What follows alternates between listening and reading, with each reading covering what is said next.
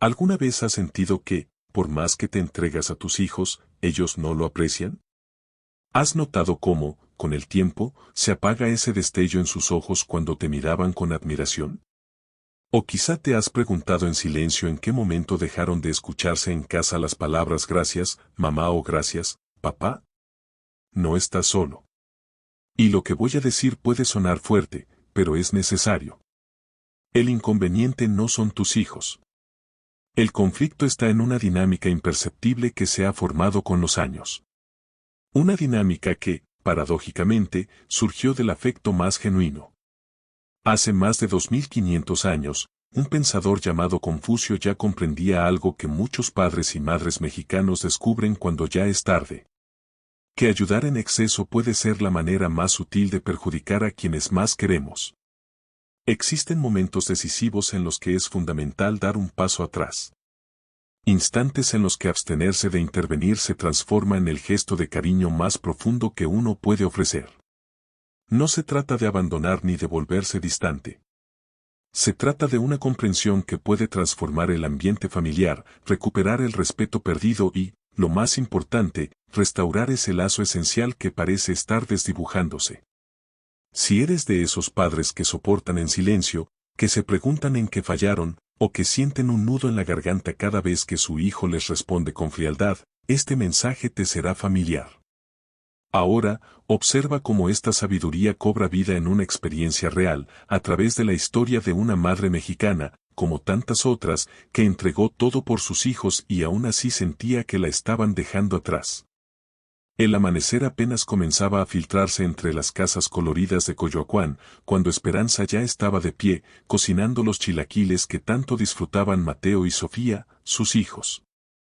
A sus 52 años, las líneas alrededor de sus ojos relataban historias de noches en vela, inquietudes y ese cariño inmenso que solo una madre mexicana sabe brindar. Mientras picaba los chiles asados, Esperanza rememoraba cómo había criado sola a sus dos hijos desde que Roberto, su marido, los había abandonado 15 años atrás. Jamás les había faltado lo esencial. Se había desvivido trabajando como enfermera en turnos dobles, renunciando a sus anhelos personales, a sus amistades, e incluso a la posibilidad de reconstruir su vida junto a alguien más. Mamá, ¿dónde pusiste mi camisa azul? La necesito para la entrevista, gritó Mateo desde su cuarto, con ese tono apurado que últimamente usaba para todo. Está planchada en tu armario, hijo, donde siempre la dejo, respondió Esperanza, sintiendo una punzada en el pecho. Ya no podía recordar la última vez que Mateo le había dado las gracias por algo. Mientras servía el desayuno, Sofía entró a la cocina con la mirada fija en el celular, como de costumbre. No voy a desayunar, me quedé con mis amigas para repasar. Pero hija, preparé tus chilaquiles preferidos. Ya te dije que estoy a dieta. Además, siempre haces lo mismo. Deberías intentar recetas nuevas, respondió Sofía sin siquiera mirarla, tomando apenas un sorbo de jugo antes de salir. Esperanza se quedó allí, frente a dos platos servidos, rodeada de un silencio que pesaba más que cualquier palabra. ¿En qué momento sus hijos se habían transformado en estos desconocidos que apenas la veían? ¿Cuándo fue que el hogar, que con tanto cariño había edificado, se convirtió en un simple lugar de paso para ellos? Esa tarde, mientras ordenaba la habitación de Mateo, una tarea que, a sus 24 años, él debería asumir, pero que jamás hacía, encontró un libro olvidado entre sus pertenencias. Asterisco las elecciones de Confucio asterisco, un obsequio de don Javier, el anciano de origen chino que atendía la librería del barrio y que solía decirle que tenía la mirada triste de tanto entregar sin recibir. Sentada al borde de la cama de su hijo, con el aroma de los jacarandás colándose por la ventana, Esperanza abrió el libro al azar y leyó. Si amas a tu hijo, enséñale el sendero arduo. Los árboles más fuertes crecen contra el viento, no a su favor. Algo se fracturó dentro de ella. Las lágrimas comenzaron a deslizarse sobre las páginas envejecidas, mientras una verdad silenciosa emergía en su pecho. Tal vez había querido demasiado, pero no del modo adecuado. Al día siguiente, cuando Mateo dejó la toalla húmeda sobre la cama, como solía hacerlo, Esperanza inhaló profundo. Normalmente la habría recogido, lavado y colgado sin emitir juicio. Pero esa vez, recordando las palabras de Confucio, eligió no hacerlo. Cuando Mateo regresó por la noche y encontró su cama mojada, gritó desde su habitación. «Mamá, ¿por qué no recogiste la toalla?» Esperanza, con un nudo en la garganta, pero con una firmeza renovada, respondió con calma. «Porque no es mi obligación, hijo. Tú la dejaste ahí». El silencio que siguió fue extraño, tenso, como si por primera vez en mucho tiempo algo hubiera cambiado en la dinámica silenciosa de aquella casa. Durante la cena, Mateo la observó, desconcertado. «¿Estás molesta conmigo?» «No, hijo», respondió ella. «Solo estoy aprendiendo a respetarte lo suficiente como para dejarte afrontar las consecuencias de tus elecciones».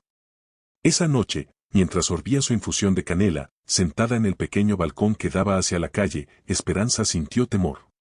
¿Y si sus hijos se alejaban aún más? ¿Y si malinterpretaban su actitud y creían que ya no los quería como antes? Sin embargo, algo más profundo, una certeza nacida desde el fondo de su corazón, le decía que iba en la dirección adecuada. Lo que Esperanza ignoraba en ese momento era que ese primer paso, ese primer no pronunciado con ternura, sería el inicio de una transformación que ninguno de los tres olvidaría. En las semanas siguientes, Esperanza comenzó a aplicar lo que ella misma llamó asterisco los momentos de no intervenir asterisco, inspirada en las enseñanzas de Confucio. Aunque al principio fue desgarrador observar las miradas de sorpresa, e incluso de molestia, en sus hijos, poco a poco comenzó a percibir señales sutiles de cambio. El primero de esos instantes llegó cuando Sofía, desesperada a las 11 de la noche, le pidió ayuda con un trabajo universitario que debía entregar al día siguiente. «Mamá, necesito que me ayudes a pasar estas notas a la computadora. Es para mañana, y tú escribes más rápido», dijo, con ese tono persuasivo que casi siempre le funcionaba. Esperanza, con el corazón latiéndole con fuerza, recordó otra frase del libro. «Dar pescado alimenta por un día. Enseñar a pescar alimenta toda una vida». «Lo siento, hija. Esta vez no puedo hacerlo por ti, pero puedo acompañarte mientras lo haces tú». La indignación en el rostro de Sofía fue como una bofetada. «¿Ves en serio? Siempre me has ayudado. Ahora resulta que ya no te interesa mi educación». «Me importa tanto tu educación que quiero que aprendas a ser responsable con tus tiempos», respondió Esperanza, sorprendida de su propia determinación. Esa noche, Sofía trabajó hasta la madrugada, murmurando quejas en voz baja. Esperanza también permaneció despierta, no interviniendo, sino simplemente acompañando, llevándole un café de vez en cuando, siendo testigo silencioso del esfuerzo de su hija. A la mañana siguiente, cuando Sofía le mostró el trabajo finalizado, había un brillo distinto en su mirada. No dijo una palabra, pero por primera vez en mucho tiempo, antes de salir, le dio un beso en la mejilla a su madre. Y fue entonces cuando Esperanza comprendió la segunda enseñanza de Confucio: a veces el respeto florece cuando permitimos que otros descubran su propia fortaleza. El cambio más complejo llegó con Mateo y el dinero. Desde que había ingresado a la universidad, Esperanza no solo costeaba sus estudios, sino también sus salidas, su vestimenta de marca. Incluso había contraído deudas para comprarle el último modelo de celular que él deseaba. «Es una inversión en su porvenir», se justificaba Esperanza ante sus conocidas, cuando éstas le insinuaban que estaba yendo demasiado lejos. Pero ahora, con el libro de Confucio como brújula, Esperanza veía las cosas de otra manera. «El exceso de facilidades debilita el carácter», decía una de las páginas que había subrayado. Así que, cuando Mateo le solicitó dinero para un viaje con sus amigos a Acapulco, Esperanza, con una voz serena pero firme, le respondió: «Hijo, esta vez tendrás que ganártelo. Hay trabajos de medio tiempo en el centro comercial. Puedo llevarte a la entrevista». La reacción fue abrupta. Mateo azotó la puerta, la acusó de no quererlo, incluso la amenazó con marcharse de casa. Cada palabra era como una herida para Esperanza. Pero algo dentro de ella se mantenía firme. Pasaron 3 días de silencio tenso. Esperanza seguía cocinando para él, lavando su ropa, dejándole notas afectuosas, pero sin ceder en el tema del dinero.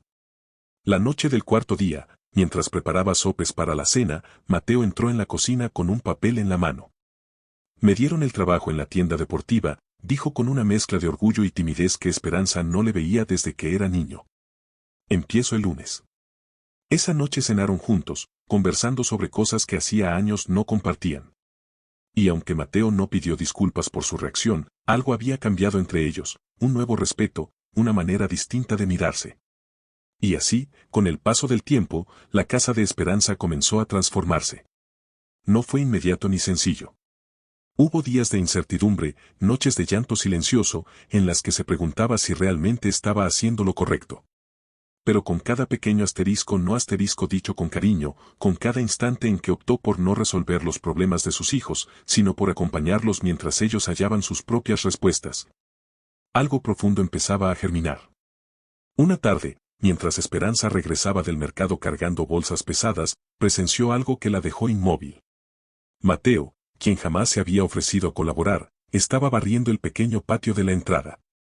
No lo hacía porque ella se lo hubiera pedido, sino porque él mismo había percibido la necesidad. Esa misma semana, Sofía se acercó durante la sobremesa y le planteó algo que Esperanza nunca imaginó escuchar. «Mamá, ¿cómo lograste criarnos sola todos estos años? Debió haber sido muy duro». Lo que ocurrió después en la vida de Minosín, esa familia mexicana, y cómo estos cambios aparentemente pequeños se transformaron en modificaciones profundas, es algo que aún falta contar. Aquella pregunta de Sofía abrió un espacio nuevo entre madre e hija. Por primera vez en mucho tiempo, conversaron hasta la madrugada. Esperanza le habló de sus temores, de las noches en que se acostaba llorando, agotada, sin permitirse mostrar su vulnerabilidad. Le habló de los sacrificios, sí, pero también de las alegrías. De cómo cada pequeño logro de sus hijos era el impulso que la mantenía de pie. «Mamá, ¿por qué nunca nos contaste lo difícil que fue?», preguntó Sofía, con los ojos llenos de lágrimas. «Porque pensé que protegerlos significaba ocultarles las dificultades», respondió Esperanza. «Ahora entiendo que esconderles la verdad era, en realidad, no confiar en su fortaleza». En ese instante, mientras compartían un chocolate caliente en *Misuminta*, la vieja mesa de la cocina, Esperanza recordó otra lección del libro, *La verdad puede doler por un instante, pero el engaño hiere toda la vida, *. Ese fue el tercer momento esencial en el que Esperanza eligió no auxiliar a sus hijos como solía hacerlo. Decidió dejar de ocultarles las limitaciones económicas. Dejó de fingir que todo estaba en orden cuando no era así. Renunció a cargar sola el peso de la familia para protegerlos. Una tarde, mientras revisaba las cuentas sobre la mesa del comedor, en vez de esconderlas como acostumbraba cuando ellos llegaban, las dejó a la vista.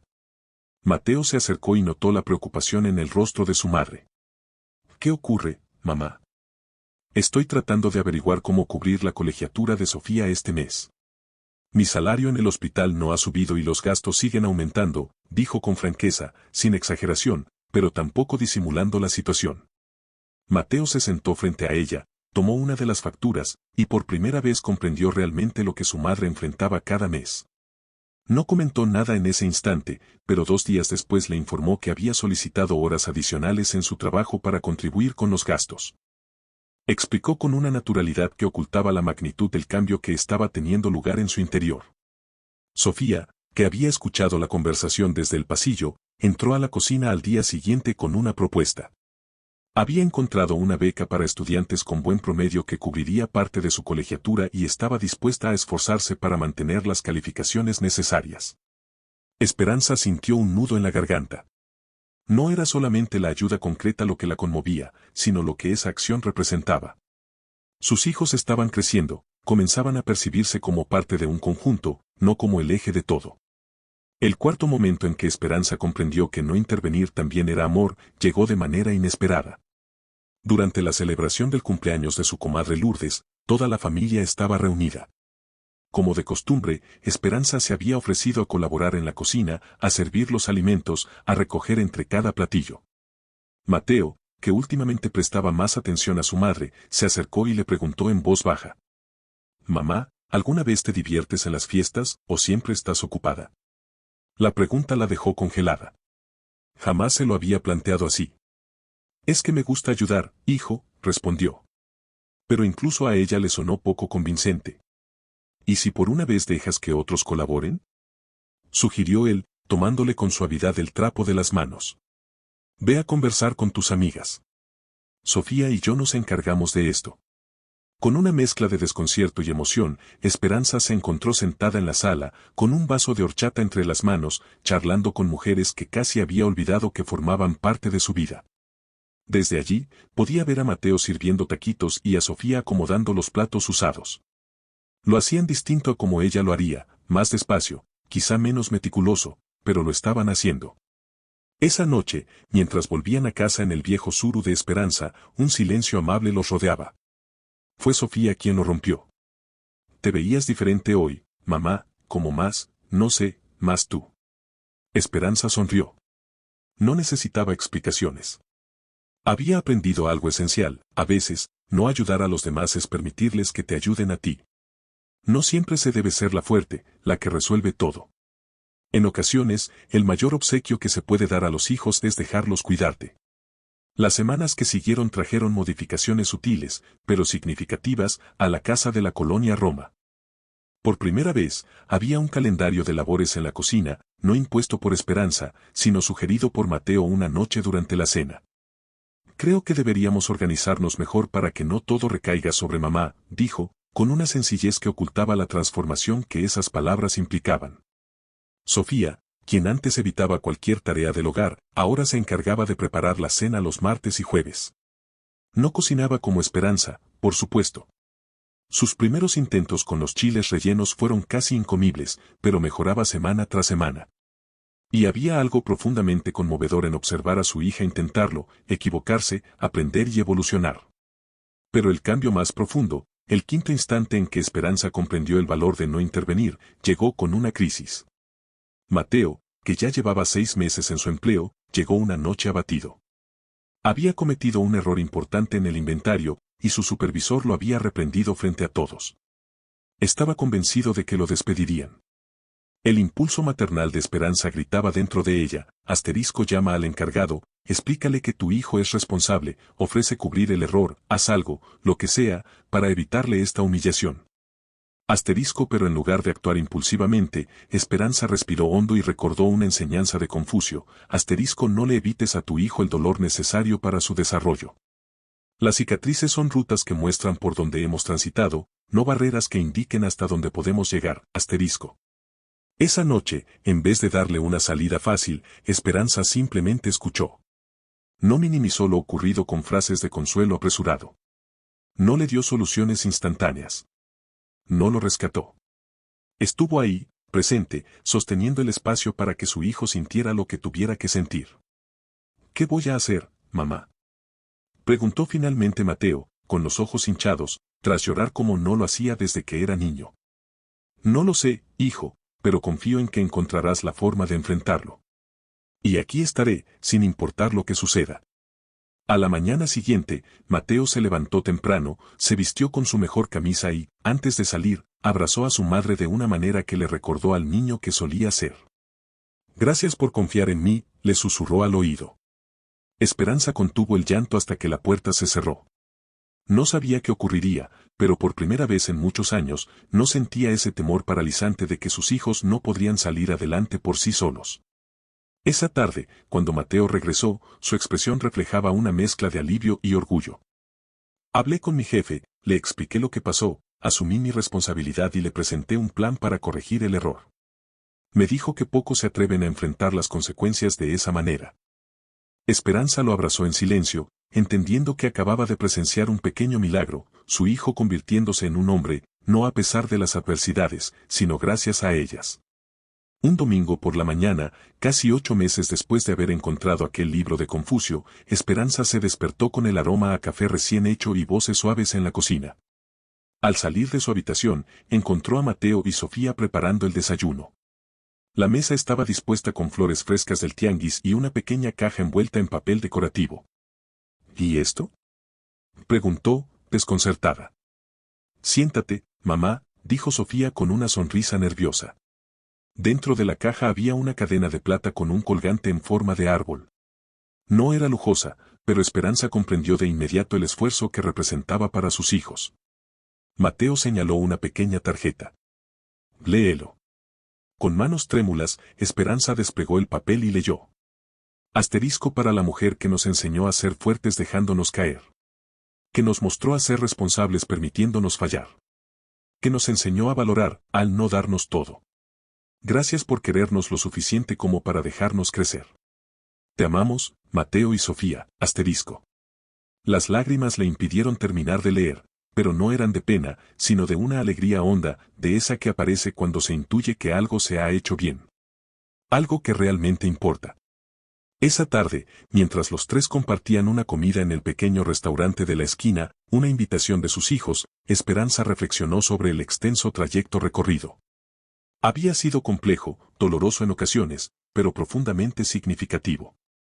Mirando a sus hijos conversar con entusiasmo, intercambiando bromas, ya no como criaturas caprichosas, sino como adultos jóvenes con conciencia y empatía. Esperanza comprendió la esencia de lo que Confucio había intentado transmitir hace más de 2000 años: el amor auténtico no consiste en allanar el camino para los hijos, sino en preparar a los hijos para recorrer ese camino con firmeza. Y en ese momento de claridad, mientras el sol de Ciudad de Mines, México, iluminaba la mesa donde su familia, renovada, más sólida, compartía risas y planes, Esperanza experimentó una paz que no había sentido en años. La tranquilidad de quien ha comprendido que, a veces, la mayor demostración de cariño es un no pronunciado en el instante adecuado. Los 5 momentos en que Esperanza aprendió a no intervenir en exceso fueron aquellos en los que dejó de resolver los asuntos cotidianos, como recoger una toalla húmeda o hacer tareas escolares. Cuando dejó de darles todo económicamente y les permitió descubrir el valor del esfuerzo, cuando dejó de esconderles las dificultades reales y comenzó a compartir con ellos la carga del hogar. Cuando se permitió recibir ayuda en lugar de darla siempre, y cuando dejó de evitarles las consecuencias de sus errores, confiando en su fortaleza para enfrentarlas. Confucio enseñaba que la familia es el primer gobierno, la primera escuela, el primer templo. Lo que se aprende en casa moldea lo que seremos para siempre. Y como padres, tenemos la responsabilidad más profunda: formar seres humanos capaces de sostenerse por sí mismos, sin dejar de ser sensibles. Responsabilidad de criar hijos que no solo sean felices, sino también íntegros, comprometidos y empáticos. No se trata únicamente de formar niños, sino de forjar los adultos que algún día caminarán por este mundo cuando tú ya no estés. ¿Serán personas eternamente dependientes, incapaces de afrontar las dificultades? ¿O se convertirán en hombres y mujeres con temple, capaces de abrirse camino por sí mismos?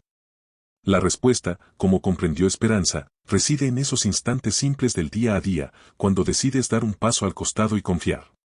Confiar en que caerán, sí, pero también en que sabrán ponerse de pie. Confiar en que atravesarán momentos dolorosos, pero que esas experiencias les brindarán discernimiento.